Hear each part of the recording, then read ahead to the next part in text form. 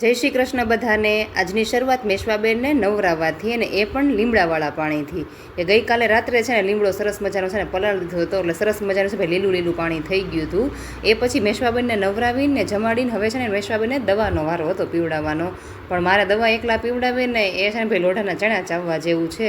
હજી તો દવા હજી ભરી જ હોય ને ત્યાં તો છે ને ભાઈ મેશ્વાનું છે ને રોવાનું પણ ચાલુ થઈ જાય। એ પછી તો વાગી ગયા હતા 4 અને મેશ્વા માટે પોપકોર્ન બનાવવાના હતા। અને તપેલીમાં થોડું તેલ ગરમ કરી એમાં મીઠું ને હળદર સરસ રીતે મિક્સ કરી અને ઉપરથી આપણે મકાઈ એડ કરી દીધી। હવે ધીમા તાપે એને સાતળી અને થોડી થોડી ફૂટવા લાગે એ પછી ડીશ ઢાંકીને માથે થોડોક વજન રાખી દીધો। અને મારે છે ને દર વખતનું છે, બનાવવાના હોય ઓછા અને તેલ થોડું વધારે પડી જાય એટલે મકાઈ પણ થોડીક વધારે જ નાખી દો, પછી જો આવું થાય। એ પછી તો પોપકોર્ન પણ થઈ ગયા હતા તૈયાર અને વાગી ગયા હતા હવે 6:06 જેટલો સમય થઈ ગયો તો નથી મારા બેન સૂતા હતા, પણ પોપકોર્નની સુગંધ આવી એટલે બેનને નીંદરમાં ખાવાનું ચાલુ કરી દીધું।